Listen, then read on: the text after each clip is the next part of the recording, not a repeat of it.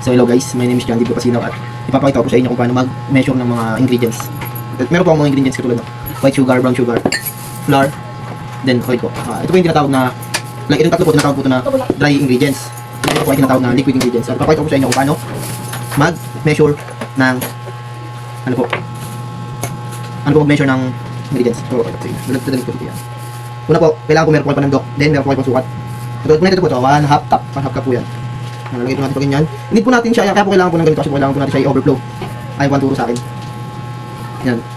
Then, meron po tayo dapat pang-scoop. Ang ganyan po. Yan, dali. Pang level up po yan. Level 40. Ay, me! Kasi yan po, lalagyan po natin ito dito. Then, okay na po siya. Ay, po ang tamang pag ng dry ingredients. Nasubukan ko po sa flour. Then, itatry ko naman po siya sa white sugar. But nito, ibang measure naman ang gagamitin natin. Ibang like, ito, 1/4. Ito sa inyo tama. Then ito kailangan, ganun din, susundan lang din ulit natin yung procedure ko ulit kanina. Kailangan meron din tayong pangkuha ulit. Hindi mo siya pwedeng isaw-saw dito sa kasi maging hygienic. My God, my goodness ha. You're getting to my nerve, ma'am. Nakatulad yan din, pag umapaw nakakuha tayo ng pang level off. Hindi yan level up ha. Mali ako kanina. Then lalagyan natin siya dito, ito 1/4 cup. Yan guys. Yung tamang pag-perform ng inyong measure. Then, okay na tayo sa white sugar. Punta na tayo sa brown sugar na po tayo guys ha. Then, ito na po. Then, syempre kailangan bago din yung natin. Kailangan bago din yung measurement natin ito. Ito ang gagawin natin. 1/3. Ito nito ba guys? 1/3 yan ha. At ito lang ulit lang po. Ulit na tayo ng procedure. Kailangan lang ulit natin ng panandok. Hindi natin siya kailangan i-scoop ng paganito. Paganito. Kapaganon. Kailangan meron tayong i-scoop. Yan ha. Yan. I-overflow din natin siya para pag nilevel up natin siya is pantay. Wala siyang butas. I-press natin siya. Ganon. Parang yun, yung flat siya. Yun, tulad yan. Yun, doon. Yun, ganyan guys. Tulad yan, ito na okay na. I-level up natin siya. Gagawin natin siya. I-flat natin siya. Ito yan ha. Ayun, yun, no. Yan na guys. Nalagay natin siya dito. Natin siya ilagay. Then, tapos na tayo guys sa mga dry ingredients. Flour, white sugar, brown sugar. Dito na tayo sa liquid. Inumin to. Gagawin natin is, ang gagamitin ko dyan is 1 tablespoon. Kasi ang bala ko sana siyang gawin is 1 cup. Bali, 16 na ganito. 16. Saan to? Ano? Yung kitaro.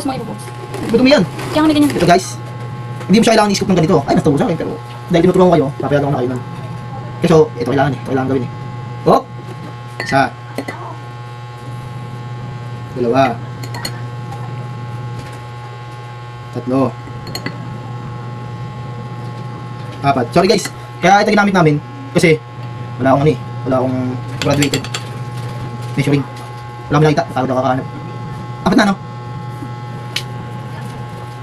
5. Dapat pag magawa yung puso. 6. 7. 8. Ito, kalahati na to. Kalahati na yan guys. 9. 10. 11. 12. 13. 14. 15. 16. Dati tawag natin na 1 cup. 16 tablespoon. Ibig sabihin ay ang katumbas niya ay isang baso, guys. So, ito na ang aking mga mineso, guys. Ito na yan. Ito ang tatlong to ay flour, white sugar, brown sugar is dry ingredients siya. Ito naman is liquid ingredients. Ito guys, bali guys, ang tuturo ko sa inyo is ganito. Itong nakikita niyo na to, ang tawag dito ay measuring cup. Ito ginagamit to sa dry ingredients. Ito yung ginagamit ko para ma-measure yung mga dry ingredients, mamkin ng measuring cup. Then, pag meron kayong liquid ingredients, ito ang gagamitin nyo. Tawag dito ay measuring spoon. Ito ang gagamitin nyo pang measure. Ayun lang po, ayun lang ang trivia ko. Hanggang sa muli. Paalam!